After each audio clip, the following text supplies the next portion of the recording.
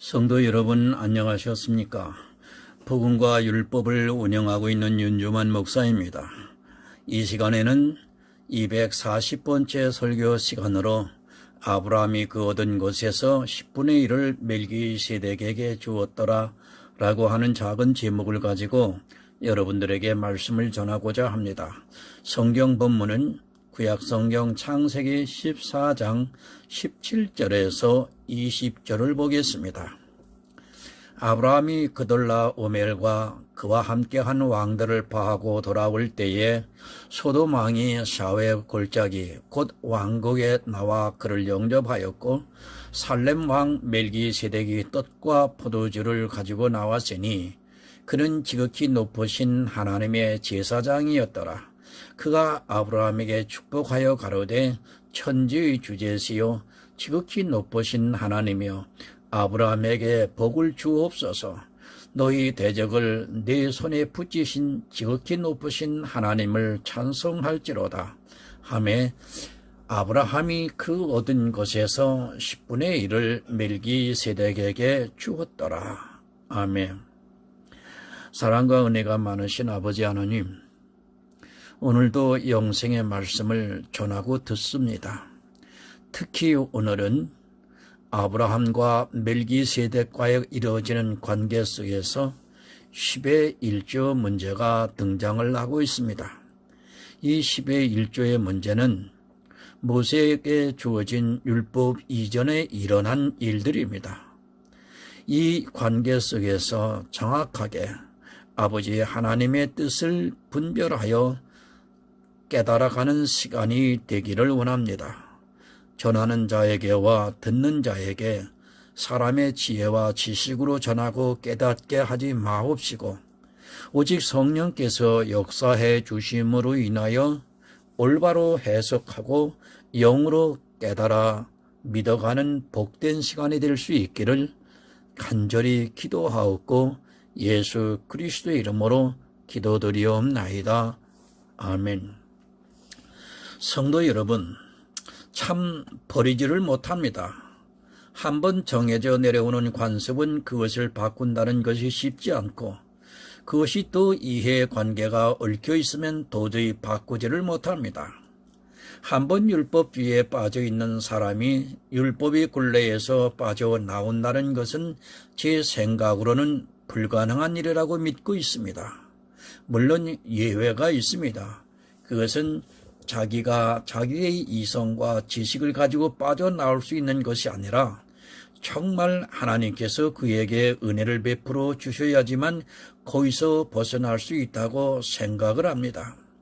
성경도 그렇게 정의를 하고 있고 한번 그릇된 길로 접어드는 사람이 스스로 그 길에서 벗어날 수 있다고 성경은 절대로 말씀하고 있지를 않습니다. 사실 아무것도 아닙니다.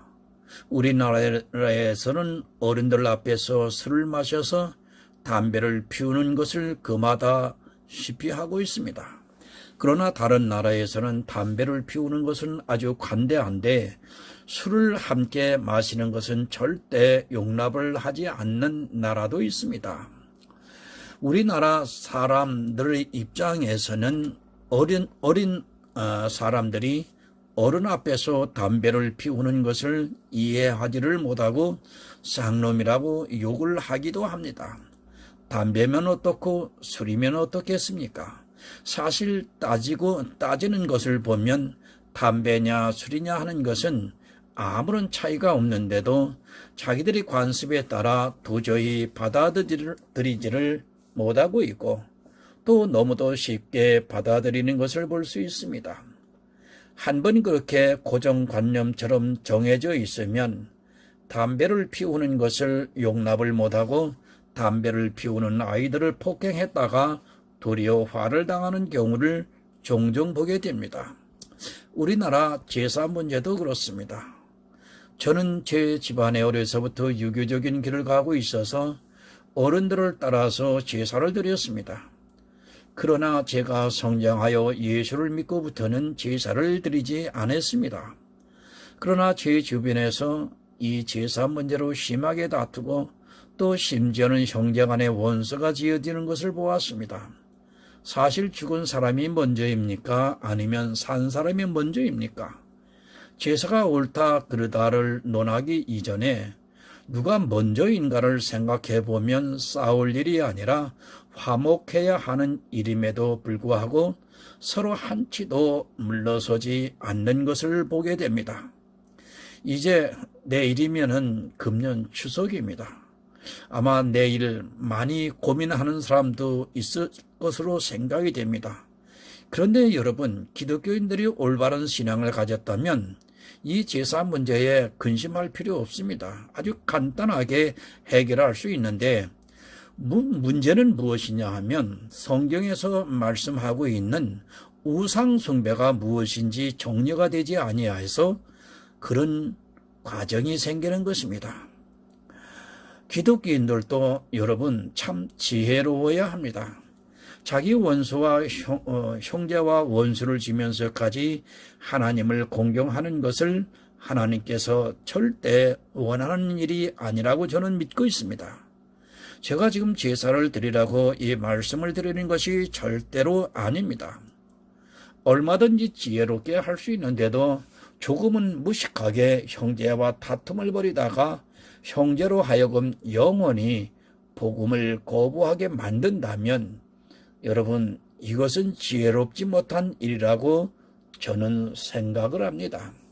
물론 하나님께서 원하시면 그 형제의 마음까지도 변화시키십니다. 그러나 예수님께서 제자들을 보내실 때 그들에게 하신 말씀이 너희는 뱀같이 지혜롭고 비둘기같이 슬기로워지라고 말씀을 하셨습니다. 신앙인들도 너무 꽉 막혀 있는 사람들이 많고 너무 무대뽀로 나가는 것을 보게 됩니다. 그런 자신들을 보면서 믿음이라고 말할 때는 참으로 안타깝게까지 합니다. 그것은 믿음이 아니라 한마디로 말하면 무식한 행동입니다. 그렇게 서로의 관습을 버리지를 못하고 있습니다. 내 할아버지가 해왔고 그리고 내 아버지가 해왔고 또 지금 내가 그것을 하고 있다면 아마 그것에 대해서 버린다는 것은 쉽지 않은 일입니다. 교회 안에도 사실 이런 일들이 너무도 많이 있는데 그것을 아주 당연하게 받아들이고 있고 그것이 믿음인 것으로 오해를 하고 있는 사람들이 오늘날 너무도 많이 있습니다. 우리는 관습을 따르면 안 됩니다. 성도는 아무리 그것이 내가 어려서부터 아니 내 부모님 때로부터 해왔던 일이라 해도 성경이 그것에 대해서 반대를 하고 있다면 당연히 그것에 대해서 버려야 하는 용기가 필요합니다. 이것이 바로 행함이 있는 믿음이라고 저는 믿고 있습니다. 행함이 있는 믿음은 어떤 행위를 하는 것을 말씀하는 것이 아니라 내가 관습처럼 행해오던 일이 어느 날 성경을 보다가 깨닫고 또 누구를 통해 깨닫게 되었을 때 그것을 버리는 일이 바로 행함이 있는 믿음입니다. 야고보서를 좀 보겠습니다. 2장 17절을 봅니다. 이와 같이 행함이 없는 믿음은 그 자체가 죽은 것이라. 여러분이 이 말씀에 대해서 상당히 너무도 오해를 하고 있습니다. 마치 이 행함이 있는 믿음이 어떤 종교적인 행위를 하는 것으로 알고 있는데 이 행함이 있는 믿음은 그런 말씀이 아니라 나에게 누군가 또는 성령의 감동을 받아서 어떤 일을 행해야 하는데 그때 필요한 믿음이 바로 행함이 있는 믿음인 것입니다. 이 시대에 우리에게 행함이 있는 믿음을 요구하고 있습니다. 이 믿음은 내가 신앙생활을 하면서 잘못된 부분이 있을 때 그것을 고치라고 믿음을 요구하게 됩니다. 그것은 내 영혼의 문제와 직결되는 것인데 나는 이제까지 관습에 따라 행해왔는데 어느 날 말씀을 통해 깨닫게 되면 그것을 더 이상 하지 말아야 합니다. 사실 모든 사람들이 이것을 행하고 있다면 자기 혼자서 이것을 거부하기란 쉽지가 않습니다. 아마 이단이라고 할 것입니다. 아니, 이 시대는 목사들이 아주 잘 이용하고 있는 신천지의 미혹이 되었다고 하면서 그를 공격하게 됩니다. 아마 이런 공격을 받고 또 자기가 수십 년간 다니던 교회에 척을 지게 된다면 이런 결정을 한다는 것은 거의 사망 선고나 다름이 없습니다. 바로 이럴 때 하나님께서는 우리에게 행함이 있는 믿음을 보이라고 지금 말씀을 하고 있습니다. 이 행함이 있는 믿음은 정말 생명을 걸어야 하는 일입니다. 그만큼 성령의 도움이 없이는 행함이 있는 믿음을 보이기가 힘들고 사실 사람의 능력으로는 행함이 있는 믿음을 보인다는 것이 쉽지가 않습니다. 이것이 얼마나 어려운가는 이 말씀에 대해서 이해를 하게 되면 이제 알게 됩니다. 기복주의 기도를 하면 안 됩니다. 그것은 발람이 삭스를 위해 기도를 한 것과 똑같은 것이라는 것을 알게 된 성도가 그런 기도를 안 하고 그런 기도를 하는 사람과 교제를 하지 않는 일은 정말 쉽지가 않습니다. 다 믿음이 있다고 합니다. 귀신도 믿음이 있다고 떠들고 있습니다. 그러나 여러분이 관습처럼 행해오던 종교적인 행위가 구원의 걸림돌이 될 때 과연 그것을 안 할 수 있겠느냐는 쉽지가 않습니다. 아마 그 교회를 스스로 나와서 홀로 광야에서 예배를 드리는 고통이 따라야 합니다. 갈라디아서 4장 10절과 11절을 보면 너희가 날과 달과 절기와 해를 삼가 지키니 내가 너희를 위하여 수고한 것이 헛될까 두려워하노라. 여러분, 성구영신 예배가 성경적입니까? 사도 바울은 해를 삼가 지킴으로 해서 내가 너희에게 전한 복음이 헛될까 하노라고 분명히 말씀을 하고 있습니다. 사도 바울은 해를 삼가 지키지 말라고 이 말씀을 하고 있습니다. 성경은 해를 삼가 지키라고 어디에도 말씀을 하고 있지 않습니다. 그러나 이 시대는 매년 연말이 되면 성구영신 예배를 드리고 있습니다. 이것이 얼마나 비성경적입니까? 아니, 드려서는 안 되는 예배인 것입니다. 그런데 누군가 이 말씀을 보고 감동을 받았다면 과연 행함이 있는 믿음을 보일 수 있겠습니까? 더구나 그 교회 장로고 권사인 사람이 이 말씀을 누군가로부터 듣고 들어서는 안 된다고 성령의 감동을 받았다고 할 때 과연 그들이 교회에서 관습처럼 드리는 그 예배를 거절할 수 있겠습니까? 아니, 거의 불가능합니다. 바로 이럴 때 행함이 있는 믿음을 보이라고 야고보서에서 말씀을 하고 있는 것입니다. 모르겠습니다. 그 교회가 커서 나가는지 안 나가는지도 모르는 사람이라면 이 말씀을 성령의 감동을 받아서 성구 영신 예배를 거절하고 행함이 있는 믿음을 보일 수 있겠지만 아마 그 교회에서 수십 년을 신앙생활을 해온 사람은 거의 불가능하다고 저는 보고 있습니다. 행함이 있는 믿음은 바로 이런 것입니다. 내가 관습처럼 해오던 그것이 비성경적이고 또 복음을 헛되게 하는 것이라는 것을 깨닫게 되었을 때 그것은 안 할 수 있는 행위를 바로 행함이 있는 믿음이라고 성경은 말씀을 하고 있습니다. 사실 교회를 나가는 것은 쉽습니다. 그러나 이런 진리적인 문제에 딱 부딪혔을 때 과연 행함이 있는 믿음을 보일 수 있는 사람이 얼마나 되겠습니까? 오늘은 11조에 대해서 말씀을 좀 드리겠습니다. 간단하게 드리겠습니다. 그러나 제 복음과 율법 사이트에 들어오시면 제가 10시간을 해서 10번을 연속으로 해서 11조를 정리해 놓은 것이 있습니다. 오늘 이 짧은 말씀을 이해가 다 아니 되신다면 추가로 여러분 개인적으로 보시면 되겠습니다. 누구도 건드리지를 못하고 있고 이 부분에 대해서 우리나라가 교회에 아주 의견일치를 보이고 있습니다.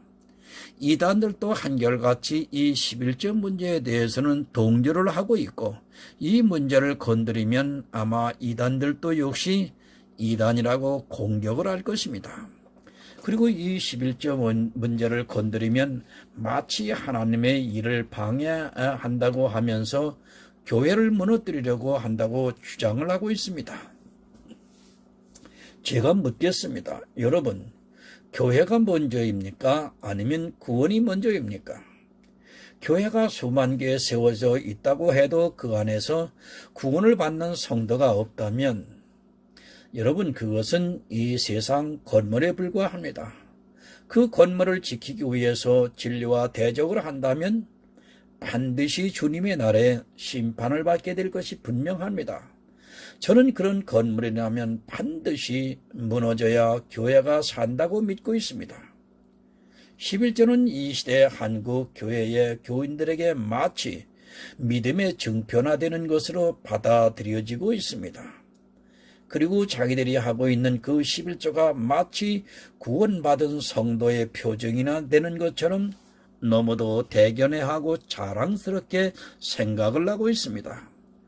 마치 이스라엘이 할례를 통해 자기들이 특별하다고 생각했던 것 이상으로 구원의 표징과 같이 생각을 하고 있습니다. 제가 그리스도의 편지와 복음과 율법과 찬양이 있는 풍경의 카페에 11조 문제를 설교로 올렸습니다. 그것을 본 성도들이 성령의 감동을 받고 있습니다. 그러나 그 설교를 보고도 이제까지의 관습에 의해서 행함이 있는 믿음을 보이는 성도는 지극히 적다는 것을 느낄 수 있습니다. 아니 11조를 안 하고는 교회를 다니지 못한 것이 분명하니까 감동을 받고도 행함이 있는 믿음을 보일 수가 없는 실정인 것입니다. 본문 17절을 보겠습니다. 아브라함이 그돌라 오멜과 그와 함께한 왕들을 파하고 돌아올 때에 소돔 왕이 샤웨골잭이 곧 왕국에 나와 그를 영접하였고 살렘 왕 멜기세덱이 떡과 포도주를 가지고 나왔으니 그는 지극히 높으신 하나님의 제사장이었더라. 아멘. 이 사건에 대해서는 제가 굳이 말씀을 드리지 않아도 여러분이 더 잘 아실 것입니다. 간단히 말씀을 드리면 롯이 살고 있는 소돔과 고모라 성에 5 왕이 쳐들어와서 아브라함의 조카 롯을 포로로 잡아갔고, 그때 아브라함이 자기가 기르던 사병들을 데리고 가서 그 왕들을 쳐부수고 조카 롯을 구해오는 길입니다. 살렘 왕 멜기세덱이 떡과 포도들을 가지고 나왔는데 그는 지극히 높으신 하나님의 제사장이라고 말씀을 하고 있습니다. 여러분이 이가 누구인가는 히브리서에서 가르쳐주고 있습니다. 하나님의 제사장이 누구입니까? 바로 예수 그리스도이십니다. 예수 그리스도께서 아브라함이 그 조카 롯을 구해가지고 오는 길에 마중 나와서 떡과 포도주를 준비해 왔습니다. 이 떡과 포도주는 예수 그리스도의 말씀과 피를 상징하고 있습니다. 본문을 보겠습니다. 그가 아브라함에게 축복하여 가로되 천지의 주제요 지극히 높으신 하나님이여 아브라함에게 복을 주옵소서. 너희 대적을 내 손에 붙이신 지극히 높으신 하나님을 찬송할지로다 하매 아브라함이 그 얻은 것에서 10분의 1을 멜기세덱에게 주었더라. 이제 11조가 나옵니다. 멜기세덱이 5 왕을 쳐부수고 오는 아브라함을 마중 나와 그를 축복해주고 있습니다. 너에게 대적을 붙이신 지극히 높으신 하나님을 찬송할지어다 라고 말씀을 하고 있습니다.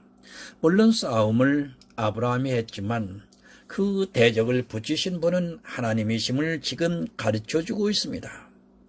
그리고 아브라함이 멜기세덱에게 11조를 드립니다. 믿음의 조상 아브라함이 멜기세덱에게 11조를 드리는 이 장면을 보면서 11조는 율법이 아니라고 주장을 하는 사람들이 있습니다. 믿음의 조상인 아브라함이 11조를 멜기세덱에 드렸으니까 우리 믿음의 사람들도 당연히 11조를 해야 한다고 주장을 하고 있습니다. 참으로 타당성이 있는 주장이기도 합니다. 민수기 18장 24절을 보면 이스라엘 자손이 여호와께 거제로 드리는 11조를 레위인에게 기업으로 준 고로 내가 그들에게 대하여 말하기를 이스라엘 자손 중에 기업이 없을 것이라 하였노라. 레위인은 여러분 기업이 없었습니다. 그래서 11지파에 11조를 들여서 레위인으로 기업을 삼게 하셨습니다. 이 11조를 통해 레위인들은 제사장 직분을 행할 수 있었고 또 신명기에서는 이 11조를 통해 고아와 과부와 나그네를 돕게 했습니다. 11조는 아브라함이 먼저 드렸습니다. 그리고 야곱이 자기가 11조를 하겠다고 했지만 성경은 그가 11조를 했는지 안 했는지 더 이상 언급을 하고 있지 않습니다. 만약 그렇게 중요한 11조라면 그것이 믿음의 증표와 같은 것이라면 이삭도 했어야 하고 또 야곱이 약속한 한 것을 이행을 했는가를 성경은 자세히 기록했어야 하지만 여러분 그런 말씀이 없습니다. 어찌되었든 11조는 율법이 되었습니다. 아니 율법에 분명히 명시를 했고 11조를 왜 해야 하고 또 어떻게 해야 하는가를 분명히 명시를 했습니다. 만약 11조가 율법이 아니라면 아브라함과 야곱이 11조에 대해서 말씀을 했다면 성경책은 기록이 되어서는 안 됩니다. 11조가 율법이 아니라는 주장은 너무 터무니가 없고 또 성경에서 말씀을 하는 율법 613가지의 11조와 그 규례들이 들어가 있습니다. 이 11조는 제사 제도를 위해 정해진 율법입니다. 제사를 드리는 레위인들이 기업이 없으므로 그들이 제사를 드리고 또 이 세상을 살아가려면 반드시 누군가로부터 기업을 받아야 합니다. 바로 이 기업을 11지파에서 자기들이 수확을 한 11조를 통해 레위인들의 기업이 되게 하셨습니다. 만약 제사 제도가 없었다면 레위인도 필요 없을 것이고 또한 레위인이 없다면 굳이 11조를 나머지 지파가 드릴 필요가 없습니다. 고아와 과부와 나그네는 레위인이 아니더라도 자기들이 감동을 받아 섬기면 되는 일입니다. 히브리서 7장 12절을 보면 제사 직분이 변역한즉 율법도 반드시 변역하리니. 자, 이제 더 이상 제사를 드릴 필요가 없어졌습니다. 더 이상 제사를 드리는 레위인이 필요치 않고 예수 그리스도께서 단번 속죄로 모든 제사를 다 드렸습니다. 제사 직분이 변했으니까 이제 제사 제도에 필요한 율법도 반드시 번역이 되어야 합니다. 제사 제도에 필요한 율법이 더 이상 필요치 않다는 말씀입니다. 제사 제도가 사라지면 레위인도 사라지고 그러면 반드시 그에 따르는 11조도 사라져야 합니다. 이 문제는 그냥 해도 되고 안 해도 되는 그런 문제가 아니라 예수 그리스도의 단번 속죄를 받아들이느냐 아니면 아직도 예수 그리스도의 단번 속죄를 받아들이지를 못하고 계속해서 11조를 해야 하는 참으로 심각한 문제입니다. 단순히 해도 되고 안 해도 되는 그런 문제가 아니라 예수 그리스도의 십자가를 거절하냐 안 하냐 하는 믿음의 문제인 것입니다. 히브리서 7장은 예수 그리스도의 단번 속죄를 가르쳐주기 위해서 제사 제도에 대해서 자세하게 기록을 하고 있습니다. 여러분이 하고 있는 11조는 예수 그리스도의 십자가와 직접적으로 관계가 있는 것임을 히브리서 7장에서 분명히 말씀을 하고 있습니다. 예수 그리스도의 십자가를 거절하는 사람은 당연히 아직도 옛 계명에 따르는 11조를 하게 되어 있고 예수 그리스도의 십자가를 믿는 성도는 이제 더 이상 제사 제도를 따르는 11조를 하지 않게 되는 것입니다. 구원의 문제입니다. 단순히 감성적으로 하나님을 위하는 일이라고 생각하지 마시기 바랍니다. 내가 하고 있는 이 11조가 예수 그리스도의 십자가를 거절하는 행위라면 여러분 어떻게 하시겠습니까? 성령께서 감동을 주신다면 이제 행함이 있는 믿음을 보여야 하는 것입니다. 행함이 있는 믿음을 보이지 않는 사람은 결국 죽은 믿음을 가지고 있는 헛것에 불과한 것입니다. 믿음의 조상 아브라함이 드렸으니까 믿음의 자손인 나도 해야 한다고 주장을 합니다. 과연 그 말이 얼마나 타당성이 있는가를 성경이 가르쳐주고 있습니다. 그러면 아브라함의 자손들은 모두가 11조를 했느냐 하는 문제를 살펴보면 됩니다. 만약 아브라함의 자손 모두가 11조를 했다면 11조에 대한 분명한 당위성이 있습니다. 그렇다면 히브리서 7장 8절에서 9절을 한번 보겠습니다. 또 여기는 죽은 자들이 10분의 1을 받으나 저기는 산다고 증거를 얻은 자가 받았느니라. 또한 10분의 1을 받는 레위도 아브라함으로 말미암아 10분의 1을 바쳤다 할 수 있나니. 레위도 아브라함의 자손입니다. 그런데 레위는 어떻게 11조를 했는가를 가르쳐주고 있습니다. 레위는 11조를 안 했는데 아브라함이 멜기세덱에 11조를 드릴 때 아브라함의 허리에 있으므로 11조를 바쳤다고 할 수 있다고 성경은 가르쳐주고 있습니다. 레위는 안 했습니다. 그런데 아브라함이 드린 11조로 말미암아 레위도 11조를 한 것이나 마찬가지라는 말씀입니다. 너무도 중요한 말씀입니다. 레위는 분명히 안 했지만 아브라함이 11조를 바칠 때 그 허리에 있었으므로 레위도 11조를 드렸다는 말씀입니다. 그럼 레위만 해당됩니까? 아브라함의 모든 자손, 다른 지파들은 아브라함이 11조를 드릴 때 그 허리에 있지 않았습니까? 모든 지파가 다 그 허리에 있었습니다. 나머지 11지파도 모두가 다 아브라함이 멜기세덱에게 11조를 드릴 때 다 그 허리에 있었습니다. 그들이 육적으로 11조를 드리기 이전에 이미 멜기세덱에게 아브라함의 모든 자손이 11조를 드렸다는 것을 가르쳐주고 있습니다. 성경은 여러분 대표성을 말씀하고 있습니다. 아담이 범죄한 것이 또한 내가 범죄한 것이 되고 예수 그리스도의 한 의가 또한 내 의가 된다는 것입니다. 이것을 받아들이지 못하면 절대 믿음을 가질 수 없습니다. 이 대표성을 받아들여야지만 믿음이 무엇인가를 알 수 있게 됩니다. 바로 그 대표성을 말씀하기 위해 아브라함이 멜기세덱에게 11조를 드릴 때 레위도 그 허리에 있었다고 말씀을 하고 있습니다. 이미 11조를 다 드렸다면 더 이상 11조를 해서는 안 되고 누구나 제사 제도가 변혁이 되었는데 아직도 11조를 드리는 행위는 예수 그리스도의 단번 속죄 제사를 인정하지 않겠다는 것과 마찬가지입니다. 갈라디아서 3장 7절을 보면 그런즉 믿음으로 말미암은 자들은 아브라함의 아들인 줄 알지어다. 누가 아브라함의 아들입니까?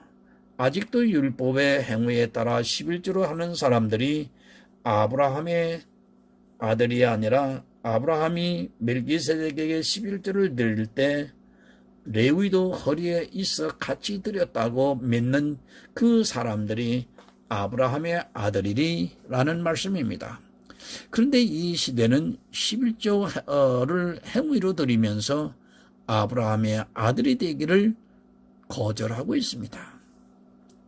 히브리서 7장 27절을 보겠습니다. 저 대제사장들이 먼저 자기 죄를 위하고 다음에 백성의 죄를 위하여 날마다 제사를 드리는 것과 같이 할 필요가 없으니 이는 저가 단번에 자기를 드려 이루셨음이니라. 여러분, 제사를 드리라고 합니까? 성경은 분명히 제사를 드릴 필요가 없다고 결론을 내리고 있습니다. 아브라함이 멜기세덱에게 11조를 드릴 때 레위가 그 허리에 있어 같이 드렸다고 말씀을 하면서 이제는 더 이상 그런 11조 문제로 다투지 말고 더 이상 제사를 드릴 필요가 없다고 분명하게 가르쳐주고 있습니다. 그런데 아직도 제사 제도에 있는 11조를 드리고 있습니다. 물론 이 이유가 있습니다. 교회를 어떻게 운영하느냐고 합니다. 그리고 선교를 하려면 돈이 필요한데 11조가 없으면 어떻게 하느냐고 말하고 있습니다. 그러나 아무리 그것이 좋을지라도 방법이 나쁜데 하나님께서 과연 기뻐하시겠습니까? 예수 그리스도의 단번 제사를 거절하는 11조를 드려서 선한 일을 하겠다고 하는 자체가 여러분 악하다는 것을 알아야 합니다. 하나님께서는 기뻐하시지도 않고 예수 그리스도의 십자가를 거절하며 드리고 있는 11조로 인하여 진노가 임하게 될 것이 분명합니다. 11조는 예수 그리스도의 단번 제사를 거절하는 행위입니다. 그런 행위를 하고서서 자기가 구원을 받을 수 있을 것이라고 생각을 한다면 그것은 큰 착각입니다. 행위를 따라 아브라함의 아들이 되는 것이 아니라 오직 믿음을 따라 된다는 것을 받아들이시기 바랍니다. 아브라함이 했으면 내가 한 것과 동일합니다. 내 조상이 했으면 이제 나는 안 해도 되는 것이 성경의 대표성이라는 것을 바로 아시기 바랍니다. 이제 여러분들의 행함이 있는 믿음을 요구하고 있습니다. 이 글과 성경을 보시는 설교를 들으시는 분이 얼마든지 비판을 해도 저는 달게받겠습니다. 그러나 성경에서 성령께서는 분명히 여러분의 심령을 감동하고 있고 이제 여러분에게 행함이 있는 믿음을 보이라고 요구하고 있습니다. 행함이 없는 믿음은 야고보서의 말씀 그대로 죽은 믿음입니다. 여러분이 예수를 믿는다 아무리 강변을 해도 행함이 없는 믿음을 가지고 있다면 그 믿음은 여러분 죽은 믿음입니다. 오해하지 마시기 바랍니다. 제가 헌금을 하는 것을 반대하는 것이 절대 아닙니다. 성령의 감동을 받는 성도는 교회가 어떻다는 것을 잘 알고 있고 그런 성도들이 어떻게 했는가를 성경은 우리에게 가르쳐주고 있습니다. 그것은 11조가 아니라 오히려 11조보다 더 감동을 받아서 행하고 있습니다. 실례로 사도행전 4장 33절과 34절을 보겠습니다. 그러나 있는 성도들은 교회의 사정을 너무 잘 알고 있기 때문에 11조보다 더 많은 헌금을 했습니다. 가난한 자와 부자나 정해서 11조를 한 것이 아니라 부자들이 자기 밭과 집을 팔아서 교회가 설 수 있도록 했다는 것을 볼 수 있습니다. 교회가 탐욕에 물들었습니다. 11조를 통해 부를 축적하고 있고 이 시대에 100만 원을 버는 과부의 가산을 11조라는 명목으로 해서 삼키고 있습니다. 이것을 요구하는 자도 진노를 받을 것이고 또 이것에 속아서 하는 자도 역시 예수 그리스도의 단번 제사를 부정했기 때문에 반드시 진노를 받게 될 것입니다. 연보 많이 하시기 바랍니다. 하나님께서는 복음을 위해서 일하는 데 있어 즐겨내는 자를 기뻐하신다고 말씀을 하고 있습니다. 그러나 그것이 예수 그리스도의 단번 제사를 거절하는 방법이라면 그것이 아무리 좋게 보일지라도 우리는 결코 해서는 안 되는 일입니다. 아니 그것을 하는 순간에 반드시 진노를 받게 될 것이고 율법의 교회에 나와서 지옥에 가는 가장 불행한 인생이 되고 말 것입니다. 행함에 있는 믿음을 보이시기 바랍니다. 제가 전해드린 말씀이 틀린다고 생각을 하시면 굳이 안 하셔도 되지만 이것이 맞다고 성령께서 감동을 주시면 반드시 여러분은 행함이 있는 믿음을 보여야 합니다. 만약 행함이 있는 믿음을 보이지 않으면 여러분의 믿음은 죽은 믿음이고 그런 죽은 믿음이 있는 사람은 절대로 구원을 받을 수 없을 것입니다. 11조 악한 일입니다. 예수 그리스도의 십자가를 온전히 믿는 성도라면 믿음으로 말미암아 아브라함의 아들이라면 11조를 하지 않을 것이고 얼마든지 다른 방법으로 복음의 일에 연보를 해서 주님을 기쁘시게 할 것입니다. 그런 성도만이 주님께서 기뻐 받으시고 그런 성도를 천국으로 인도해 주실 줄 믿습니다. 여러분, 예수 그리스도를 바로 믿으시기 바랍니다. 주님께서 단번에 제사를 드림으로 해서 더 이상 제사 드릴 것이 없다고 믿는 성도는 11조를 하는 것이 아니라 연보를 통해 얼마든지 교회를 튼튼하게 세워 나갈 수 있을 것입니다. 그런 성도만이 주님으로부터 축복을 받아 천국에서 영원한 복을 누리게 됩니다. 주님의 은혜가 더욱 은혜가 되어 은혜가 되어 구원에 이르기를 간절히 소망하면서 이 시간 예수 그리스도의 이름으로 부탁을 드립니다. 감사합니다. 기도하겠습니다. 하나님 아버지 감사합니다. 이미 11조는 우리가 해야 할 것을 아브라함이 멜기세덱에게 이미 했기 때문에 더 이상은 지켜서는 아니 되는 것으로 말씀하셨습니다. 또한 저희들이 그렇게 깨달았습니다. 이 11조를 하는 행위는 바로 예수 그리스도께서 십자가에서 단번에 구속을 이루셨다고 하는 그 사실을 정면으로 부정하는 행위이기에 더 이상 해서는 안 되는 것으로 하나님 저희들이 전하고 들었습니다. 이제는 성령께서 우리 심령에 함께 해주셔서 정말 이 말씀에 따라 행함이 있는 믿음을 하나님 앞에 보일 수 있는 기회가 되기를 간절히 바라옵고 예수 그리스도의 이름으로 기도드리옵나이다. 아멘.